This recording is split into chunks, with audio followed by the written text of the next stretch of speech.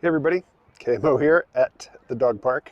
The day before yesterday, I posted a podcast, which also got put up here on YouTube, and it was sort of in response to an article or an editorial piece that Noam Chomsky and two other contributors had published in the New York Times. And it was about artificial intelligence and just how dumb everybody is to get so excited about large language models and the chatbots that they empower.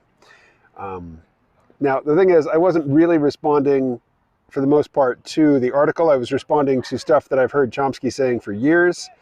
And also, I asked Bing, the LLM-powered chatbot that is the gatekeeper now. Not a gatekeeper exactly, but it is kind of a gatekeeper of the Bing search engine, which is the only credible competitor to Google. And it's not even really a credible competitor, because Google had been working with AI and they'd been sitting on their large language models, not integrating it into products, just sitting on it, developing it, experimenting with it, testing it for a few years now. And then when Microsoft bought part of OpenAI, like half of OpenAI, and incorporated GPT-4 into the Bing search engine as Bing Chat. Anyway, I hadn't read the Chomsky piece at the time that I made the video. I just asked Bing to create a summary for it. And Bing said, you know what, I can't access it either. It's behind a paywall, but I can take the bits that are available for free, and I can take some of the comments to it, which I've seen, and create a plausible summation. And I spent basically an hour engaging with that summation. Now, before I posted the podcast, I did actually pony up the money to pay for a New York Times subscription, and I have since read the Chomsky piece a couple of times. And I'm going to just quote it to start with, but mostly I'm going to be responding to comments from viewers because I want more comments from viewers. And so when you post a comment, I mean, I don't respond to all comments, but every now and again, it's like a lottery. So the piece opens. George Luis Borges once wrote, "To live in a time of great peril and promise is to experience both tragedy and comedy with, quote, the imminence of a revelation, close quote, in understanding ourselves and the world. Today, our supposedly revolutionary advancements in artificial intelligence are indeed cause for both concern and optimism. Optimism because intelligence is the means by which we can solve problems. Concern because our fear that the most popular and fashionable strain of AI, machine learning, will degrade our science and debase our ethics by incorporating into our technology a fundamentally flawed conception of language and knowledge." Now, I just want to point out here that this concern and optimism trope, or this linguistic structure that they started with, is bullshit. There's no optimism at all evinced, or articulated in this article. The optimism is kind of a backhanded compliment in that they say, the optimism is because intelligence is the means by which we solve problems, but then they spend the rest of the article telling you why what you get from LLMs is not intelligence. And beyond that, the mania for LLMs is sucking up research, it's sucking up talent, it is sucking up just the resources that could be going to developing genuine artificial general intelligence, AGI. And I kind of agree with that. And I also think that while it's really cool what these large language models can do, like I stayed up until past midnight, and I'm usually asleep by 10, I'm that kind of guy. I stayed up past midnight talking to Pi, personal intelligence, about science fiction. We talked for hours about science fiction, print science fiction. And it's super knowledgeable, and it was super knowledgeable about stuff that I didn't know about, and because it liked the things that I liked and had intelligent things to say about the stuff that I liked, it made me want to go read them, those things that it recommended. It was really engaging, which brings us to some feedback, a comment posted to the video portion of the video version of the podcast. Boone Wolf writes, "In essence, when talking with AI, we're talking with the sum of self." So I think I know what Boone Wolf means, and I think it is relevant to something that I have heard from John Vervaeke. Now, what I'm about to read are not the words of John Vervaeke. These are the words, I think, of Bing, but maybe they're the words of Bard, which is, the Google equivalent of Bing. I forget. I failed to note which chatbot I was talking to when I asked for this summation of this particular idea from John Vervaeke. But I responded to Boonwolf. Quote, Vervaeke claims that relevance realization is not only an individual phenomenon, but also a collective one. He proposes that human civilization is a distributed cognitive system that extends our relevance realization beyond the individual brains and bodies. Through language, culture, technology, and institutions, we create networks of information and interaction that enhance our cognitive capacities and affordances. I think that LLMs and chatbots and machine learning fit right into that. I had this long conversation last night about science fiction literature with, a chatbot. But the things that it was telling me were of great value to me. Now, I take this as being really congruent with what John Vervaeke is talking about, which is that, our culture has created this vast either artifact or collection of artifacts that, you can interact with in a sort of laborious way, particularly in the pre-digital age when everything was print. You could go to the library and there were card catalogs, these very primitive, low-tech, I should say. They're not primitive, they're low-tech, means of indexing all the information in the library. And it would take many, many hours to replicate, the equivalent of a Google search. You'd go through the cards, you would take a scrap of paper and a pencil and you would write down, the address of the particular book that the card in the drawer made you think might be relevant. And then you walk through the library to that, that stack address, and then you pull the book off the shelf, and maybe you get 2 or 3, and then you take them to a table someplace and you leaf through them, and you try to decide whether or not that's worth it to you to check them out and take them home, knowing full well that you will eventually have to bring them back. It was a very physical, labor-intensive process, very slow, but, compared to nothing, amazing. Absolutely amazing.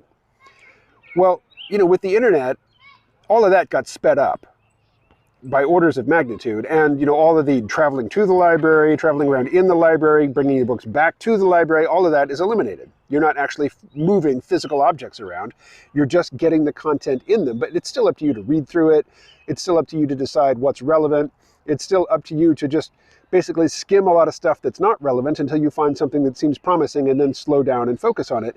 And now these machines are doing that part for us as well. So you can just type in a question, that answers to your interest, type it in conversational English, and just have this conversation. And this thing will do the searches for you. And beyond that, it will synthesize the information, in the search results that it found and present it to you in a conversational way. But you are still interacting with the informational artifacts of your civilization, but it feels really different. And so that brings us to the other comment that I want to read. This is from Michael. Michael writes, I asked the Bing chatbot if my now mostly unread blog of nonlinear writing were to ever become popular, extremely unlikely, I concede, how would it be characterized by its most articulate fans? And proceeded to give the most astute and accurate analysis that I could imagine anyone writing. I doubt I could have written it myself. Okay, this is not the end of Michael's comment, but I'm going to pause there and say, yeah, that's something I find with Pi, that I will state a position, and maybe even Pi was taking a different position, but it will pause and it will paraphrase what I've said, and oftentimes the paraphrase from Pi is better than my own formulation of my position. So that's different from a card catalog. There is something new at work here. So Michael continues, and let's be clear, other than a short tweet from Eric Davis years ago, no one has ever written anything about my blog. That is to say, this was not about going online, finding what others have written and synthesizing their viewpoints into a cogent response. This thing actually seemed to understand exactly what I was doing in the writing, and I was astonished. The corresponding experiment, which I have yet to do, would be to ask the chatbot if my blog were to become extremely controversial, how would it be characterized by its most ardent and articulate detractors?